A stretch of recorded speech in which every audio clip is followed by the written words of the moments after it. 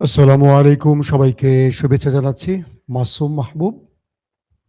পৃথিবীর যেই প্রান্ত থেকে যারা দেখছেন সবাইকে আবারও শুভেচ্ছা। জি, বাগদাদ থেকে আমার প্রিয় ভাই ইউসুফ, কলকাতা থেকে আমানত, ফাহাদ নরসিংদী থেকে। আপনারা সবাই ঢুকছেন লাইনে না? আমি কি শুরু করতে পারি? জামালপুর থেকে দেখছেন বিল্লাহ, মাগুরা থেকে দেখছেন, নামটা স্পষ্ট করার নেই, আমি বুঝতে পারছি না। নয়ন মুন্সিগঞ্জ, আসাম থেকে ফজলুর রহমান, মনির নাটোর, গাইবান্ধা পলাশবাড়ি থেকে আছে না? ওকে দর্শক, আমি শুরু করছি। আপনারা সবাই কি আমাকে শুনতে এবং দেখতে পাচ্ছেন ক্লিয়ার? আমাকে একটু কমেন্ট করে জানান। সৌদি আরব থেকে দেখছেন পলাশ, আমি আমি আলাউদ্দিন। নেতা কাকু, কি অবস্থা না জানতে চান? দর্শক, ইরান এবং আমেরিকার মধ্যে যে হাই ভোল্টেজ ম্যাচ চলছে, এটা আরো গতি পেতে শুরু করেছে। ইসরায়েল এবং আমেরিকার মূল টার্গেট হলো একটা শক্তমক্ত অ্যাটাক করে ইরানকে ভয় পাইয়ে দেবে এবং ইরানকে যুদ্ধবিরতির জন্য বাধ্য করবে। ওকে, ইরান আমেরিকাকে সাফ জানিয়ে দিয়েছে যে তুমি যত বড় অ্যাটাকই করো, আমার শর্ত যেটা ছিল, যেটা দিয়েছি সেটাই থাকবে। এখন যে পরিস্থিতিটা তৈরি হয়েছে, ধরেন কালকের একটা স্টোরি দিয়ে আমি শুরু করি। মার্কিন গণমাধ্যমগুলো ডোনাল্ড ট্রাম্পের সাংবাদিক সম্মেলন কভার করতে গিয়ে অনেক প্রশ্ন করেছে। ট্রাম্প ইরানিদেরকে অনেক গালাগাল দিয়ে শব্দ উচ্চারণ করেছে। ট্রাম্পকে বলা হলো যে আপনি এদেরকে যে গালাগালি করছেন কেন? আবার তিনি বলছেন আমেরিকানরা বোকা বা আমেরিকানদেরকে নাদান হিসেবে তিনি চিহ্নিত করছেন, কারণ তিনি আমেরিকার জন্য অনেক বড় বিজয়ের কাজ করছেন, কিন্তু আমেরিকানরা তার বিরুদ্ধে লেগে গেছে। সিএনএন এর এক জরিপে দেখা গেছে প্রায় 70% জনগণ ট্রাম্পের বিরুদ্ধে, এই যুদ্ধের বিরুদ্ধে। তাই মিস্টার ট্রাম্প আমেরিকানদেরকে বোকা বা গর্ধব বা নাদান হিসেবে চিহ্নিত করেছেন।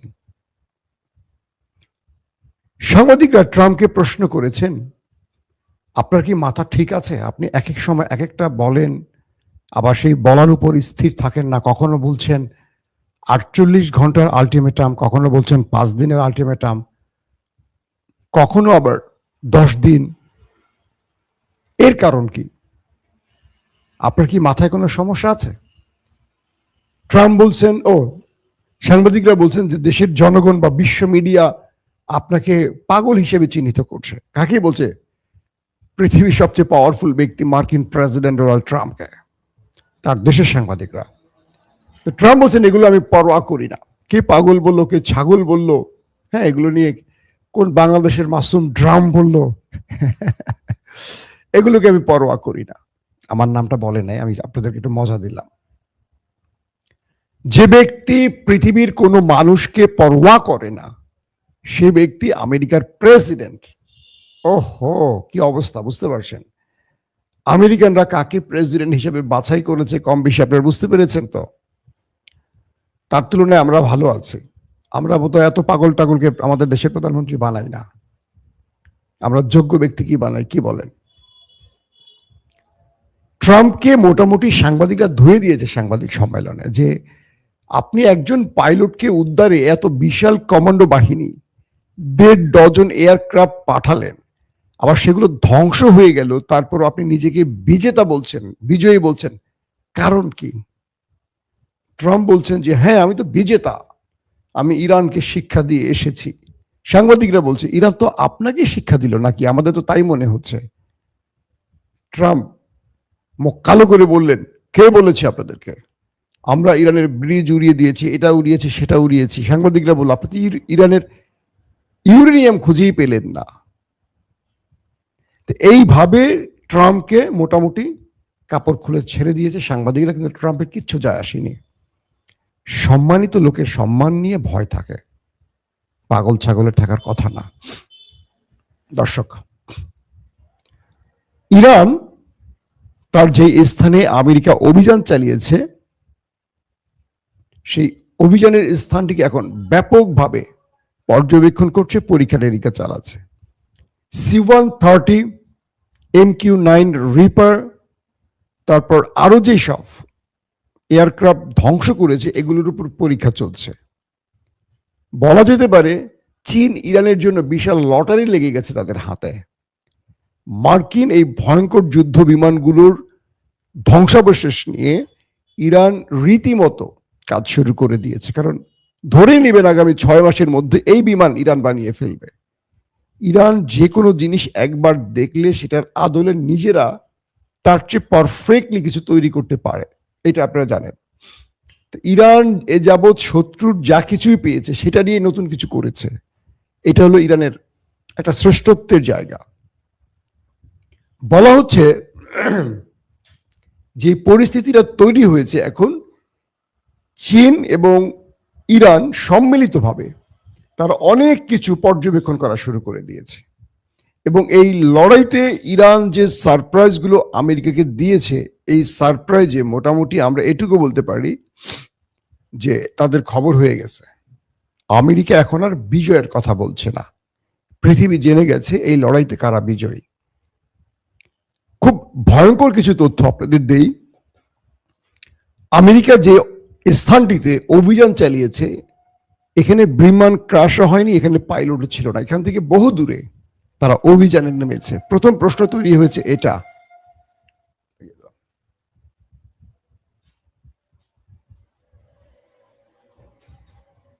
No problem. তো প্রশ্ন হলো যেখানে পাইলট থাকার কোনো সম্ভাবনা নেই সেই জায়গাটিতে কেন ইরান আমেরিকা অভিযান চালিয়েছে? তার মানে যাদের লক্ষ্যটা ভিন্ন ছিল। এক, আমেরিকা সেখানে প্রথমেই B-2 বোম্বার্স দিয়ে ব্যাপক অ্যাটাক করেছে। বলা হচ্ছে তারা প্রায় শতাধিক স্যাটেলাইট গাইডেড বোমা নিক্ষেপ করেছে ওই স্থানটিতে। B-2 বোম্বার্স দিয়ে স্যাটেলাইট গাইডেড কি বলে বোমা নিক্ষেপ করেছে ইরানের ওই অঞ্চলটির আশপাশে। যতগুলো ব্রিজ আছে ইরানের, সড়ক আছে ইরানের, সব ধ্বংস করছে। কারণ কি? আমেরিকা ওইখান থেকে নিউক্লিয়ার সাইডে অপারেশন চালাবে, ইউরেনিয়াম চুরি করবে, যাতে করে ইরান সেখানে তাদের কোনো ফোর্স পাঠাতে না পারে, সেনা পাঠাতে না পারে, অভিযান ঠেকাতে না পারে। তার জন্য আগেই সেখানে B-2 বোম্বার্স থেকে তারা স্যাটেলাইট গাইডেড কি বলে বোমা দিয়ে ওই জায়গাটিকে ধ্বংস করেছে। তার মানে কি, আমি যে আপনাদের গত 2 দিন ধরে বলছি তারা পাইলট উদ্ধার একটি নাটক, মূলত তারা ইউরেনিয়াম নিতে এসছে, এটি আবারও প্রমাণিত হয়ে গেছে। তার পরের গুরুত্বপূর্ণ খবরটি কি? ইরানকে বারবারই পাকিস্তান বলছে যুদ্ধবিরতি করতে, কারণ পাকিস্তানকে চাপ দিচ্ছে সৌদি আরব এবং আমেরিকা। তো ইরান তাদেরকে জানিয়ে দিয়েছে যে এই যুদ্ধটা বন্ধ হতে পারে যদি স্থায়ী যুদ্ধ বন্ধের কোনো গ্রান্টি দিতে পারে এবং আমাদের শর্ত মেনে নেয়। ইরান বলছে যে আমরা 2-4 দিন, 5 দিন, 1 মাস, 2 মাসের কোনো গ্রান্টি মানবো না, কি বলে যুদ্ধবিরতি মানবো না স্থায়ী। কারণ আজকে তারা মার খেয়ে বেসামাল, তারপর তারা আবার প্রস্তুতি নিয়ে আবারও ইরানে আক্রমণ করবে, এটা বারবার হতে পারে না। ইরানের জাতি এবার ঐক্যবদ্ধ হয়েছে শত্রুকে মোকাবেলায়। আমরা এখান থেকে একটা রেজাল্ট নিয়ে যুদ্ধ বন্ধ করব। ইরান বলছে গাজাতে কি হয়েছে, তুরস্ক এবং মিশরের বা কাতারের মধ্যস্থতায় যে যুদ্ধবিরতিটি হলো, তারপরেও ইসরায়েল গাজাতে হিট করে আক্রমণ করে আরো 800 মানুষ মেরেছে যুদ্ধবিরতির পর, আরো 2000-এর অধিক মানুষকে ইনজুর্ড করেছে যুদ্ধবিরতির পর। কিন্তু তুরস্ক, মিশর, কাতার ইসরায়েলের টুটি চেপে ধরতে পারেনি, আমেরিকাকে প্রশ্ন করতে পারেনি যুদ্ধবিরতির পর এতগুলো মানুষের প্রাণ গেল কেন। জাতিসংঘ এই ব্যাপারে নীরব হয়ে আছে। কিন্তু তালেবানদের অবস্থাটা কি?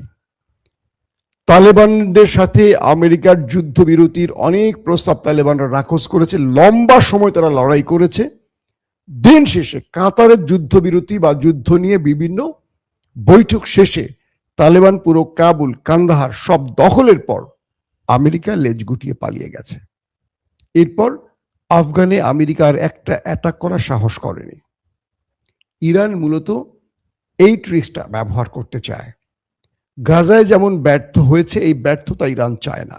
ইরান বলছে যুদ্ধবিরতি হবে স্থায়ীভাবে, আন্তর্জাতিক শক্তিশালী দেশগুলো গ্রান্টার হবে। এখন কে হতে পারে এই গ্রান্টার, এই যুদ্ধবিরতির? এক হতে পারে রাশিয়া, চীন, জাতিসংঘ, আর হতে পারে আরব রাষ্ট্রগুলো।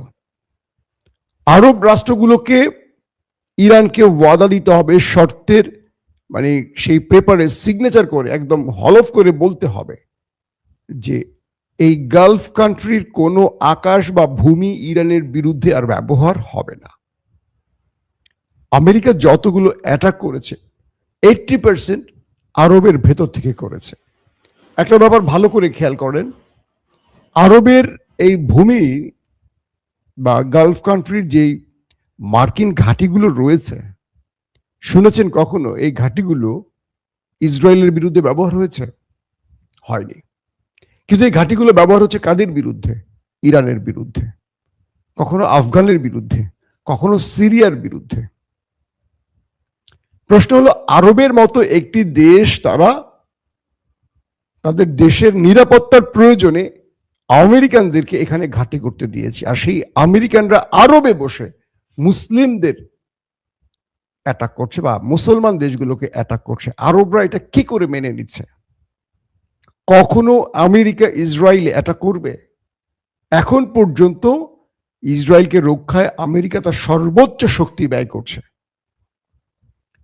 যে আরবরা ইসরায়েলের সাথে লড়াই করেছে, কয়েক দফা যুদ্ধ করেছে, সেই আরবরা আজকে ইরানের বদলে ইসরায়েলকে পাহারা দিচ্ছে। চিন্তা করতে পারেন, আমেরিকা এবং ইসরায়েল যখন ইরানে স্ট্রাইক চালায়, তখন এই আরবের ভেতর থেকে মানে আরব রাষ্ট্রগুলো পার হয়ে, কয়েকটি আরব রাষ্ট্র পার হয়ে ইরানে অ্যাটাক করতে হয়। কখনো শুনেছেন আমেরিকান বা ইসরায়েলের কোনো মিসাইল বা বিমানকে প্রতিরক্ষা সিস্টেম দিয়ে অ্যাটাক করেছে? আরব করেনি। কিন্তু ইরান যখন ইসরায়েলে কোনো হিট করে, আরব ধারাবাহিক যতগুলো দেশ পরে ইসরায়েলে যেতে এই মিসাইলটাকে, ধরেন সৌদি আরব, কাতার, জর্দান বা ইরাক, এই প্রত্যেকটা দেশ মার্কিন ঘাঁটি আছে, সেখান থেকে ইন্টারসেপ্ট করা হয় ইরানের মিসাইলকে। ইরান একটা ইসরায়েলে মারতে গিয়ে একটা নয়, ধরেন 4-5টা দেশের প্রতিরক্ষা ব্যবস্থাকে ফেল করে অ্যাটাক করতে হয়। আমাকে অনেকে প্রশ্ন করেন, আমার অনেক দর্শক, যে মাসুম ভাই, ইসরায়েল এত টার্গেটে হিট করে, ইরান পারছে না কেন? ইসরায়েল যখন এটা ধরেন একটা ছোট করে একটা ইটও মারে, এই ইটটা বাকি দেশগুলো ফু দিয়ে শক্তি পারে, আরো জোরে যা, আরো জোরে ইরানে মর, আরো জোরে গিয়ে ইরানে পর। ধরেন নেতানিয়াহু মারছে একটা ইট, সৌদি আরব ওইটাকে বাতাস দিয়ে আরো জোর স্পিড বাড়ায়, জর্দান ওইটাকে বাতাস দেয়, আরব আমিরাত ওইটাকে আরো স্পিড গতি বাড়িয়ে দেয় যাতে ইরানে গিয়ে ঠিক মতো পড়ে। আর ইরান যখন মারে তখন সৌদি আরব সেটাকে ঠেকায়, তারপরে সেটা দুর্বল হয়, তারপরে ধরেন আরব আমিরাত সেটাকে ঠেকায়, আরো দুর্বল হয়, জর্দান সেটাকে ঠেকায়। তারপরে ইসরায়েলে যখন ঢোকে, তখন তো ইসরায়েলের ভেতরে মার্কিন ইসরায়েলি প্রতিরক্ষা তো আছেই, একটার পর একটা প্রতিরক্ষা ব্যবস্থা সাজানো আছে তাদের, একটার পর একটা, একটার পর একটা। এতগুলো বাধা টোপকে ইরানকে ইসরায়েলে অ্যাটাক করতে হয়, কিন্তু ইসরায়েলকে কখনো বাধার মুখে পড়তে হয় না। অথচ মাঝখানে এতগুলো মুসলিম দেশ, যারা মুসলিমদেরই বন্ধু নয়, শত্রুদেরই বন্ধু হয়ে বসে আছে। এটা লজ্জার কিনা বলেন আপনারা? এই আরবরা কি জবাব দিবে আল্লাহর কাছে? এই আরবরা তার দেশের জনগণকে কি জবাব দেয়? তাদের জনগণরা অর্থের কাছে, তাদের প্রচুর অর্থ আছে, তো সব ঘুমিয়ে আছে, তাদের ওইটার খাড়ায় না। দেখেন না, ইরান যখন আরবকে মারছে, আরব একটা প্রত্যুত্তর দিতে ভয় পায়, কারণ আরব তো যুদ্ধ করতে পারে না। ওরা গোপনে আমেরিকার মধ্যে ঢুকে কিছু ড্রোন বা মিসাইল মারে, অভিযোগ উঠছে, এখন ওরা স্বীকার করেনি, সৌদি এবং আরব আমিরাতের বিরুদ্ধে বিভিন্ন গণমাধ্যমে। সত্য কি মিথ্যা জানি না, এটা পশ্চিমাদের প্রচারণা বা প্রোপাগান্ডা হতে পারে। তো যে আরব যুদ্ধ করার মতো শক্তি নেই, সেই আরবরা আমেরিকার থেকে ট্রিলিয়ন ট্রিলিয়ন ডলারের অস্ত্র কিনে বসে আছে কেন বলেন? তার মানে হলো এরা সবসময় ওদের শক্তিতে নিজেকে পাহারায় বসিয়ে রাখছে, অর্থাৎ আমেরিকার ছায়ায় বেঁচে থাকতে চায়। এরা আল্লাহর উপর ভরসা করে না। আর এদের জনগণও এই সরকারের উপর খুশি হয়ে আছে, কারণ এদের কোনো বিপদ আপদ নেই। এটাই এদের দুনিয়ার বেহেশত। মুমিনদের জন্য তো দুনিয়া বেহেশত নয়। দর্শক, ট্রাম্পকে প্রশ্ন করা হলে ট্রাম্প বলেছেন মঙ্গলবারই ফাইনাল, অর্থাৎ আসছে, আজকে তো বোধহয় মঙ্গলবার নাকি, মঙ্গলবারই ফাইনাল। আর কোনো ডেডলাইন বা আলটিমেটামের টাইম বাড়ানো হবে না। তার মানে মঙ্গলবার ইরানে ম্যাসিভ আকারে অ্যাটাক করতে যাচ্ছে আমেরিকা এবং ইসরায়েল। ইরানের গণমাধ্যম কিছু বড় তথ্য ফ্লাশ করে দিয়েছে, আর সেটা হলো যে ইরান ঘটনাস্থল পরিদর্শন করে অনেকগুলো তথ্য উপাত্ত সংগ্রহ করেছে। এর মধ্যে একটি হলো যে লড়াইটা বা যে অভিযানটা ইরানের ভেতরে হয়েছে, সেখানে মার্কিন পাইলট, একজন নারী পাইলট, তিনি ট্যুরিস্ট ভিসায় চলে গেছেন ইসরায়েলে এবং সেখানে ইসরায়েলি বাহিনীর সাথে যোগ দিয়ে পরিকল্পনা করে পরবর্তী সেখান থেকে তিনি ইরানে অ্যাটাকে আসছেন। বুঝতে পারছেন? আমেরিকা যে বারবার দাবি করছে যে এই যুদ্ধে তারা দায়ী না, অমুকে দায়ী, তমুকে দায়ী, দেখেন মার্কিন একজন পাইলট তিনি আমেরিকা থেকে ট্যুরিস্ট ভিসায় ইসরায়েলে গেছেন, সেখানে গিয়ে ইসরায়েলি বাহিনীর সাথে পরিকল্পনা করে সেখান থেকে ফ্লাই করেছেন। তার কাগজপত্রগুলো ইরান উদ্ধার করেছে। তিনি বেঁচে আছেন না ওপারে চলে গেছেন কেউ জানে না, এই মুহূর্তে জানা যায়নি। তার মানে ইরান যে পাল্টা প্রতিঘাত করেছে, সেখানে ইসরায়েলি এবং আমেরিকান প্রচুর সেনা চলে গেছে জায়গা মতো, এবং তাদের অনেকে বলবেন লাশ কোথায়, সব পুড়ে গেছে। সেখানে তো এয়ারক্রাফট গুলোকে ধ্বংস করা হচ্ছে। বিমান বিধ্বস্ত হলে সেখানে কারো লাশ পাওয়া যায়, সব পুড়ে ছাই হয়ে যায়, কয়লা হয়ে যায়। তার মানে হলো ইরান যে সাসপেক্ট করেছে সেটি রাইট। ইসরায়েল এবং আমেরিকা সম্মিলিত এই অপারেশনটি করছে, শুধু আমেরিকা একা নয়। ইরানের বিরুদ্ধে যে অভিযানটি হয়েছে সেখানে ইসরায়েল নিজেও প্রবেশ করেছে, তারাও বড় রকম মার খেয়েছে। শুধু 1 ডজন এয়ারক্রাফট আমেরিকা হারিয়েছে বিষয়টা এরকম নয়, এর মধ্যে প্রচুর সংখ্যক ইসরায়েলি পাইলট সেনারা ছিল, কমান্ডো সদস্যরা ছিল। আর মূল উদ্দেশ্যটা ছিল তারা ইরানের স্থল অভিযানে আসছে, এখান থেকে ইউরেনিয়াম লুট বা ধ্বংস, পাশাপাশি ইরানের মধ্যে বড় রকম অভিযান, গুরুত্বপূর্ণ টার্গেটে। এটি ব্যর্থ করে দিয়েছে। এখন আজকে থেকে তারা কি করবে এটি নতুন করে হয়তো বা আমরা পরবর্তী খবরে জানাতে পারবো, কারণ ইরানের বিরুদ্ধে এই দুটো দেশ আজকে বড় মাত্রা অ্যাটাকে যাবার ঘোষণা দিয়েছে। আর ইরান তাদেরকে পাল্টা প্রতিরোধ করতে কি করবে সেটিও আমরা আজকে পরবর্তী সংবাদে আপনাদের জানাবো। এখনকার মতো বিদায় নিচ্ছি। প্রত্যেকে ভালো থাকবেন। আল্লাহ হাফেজ।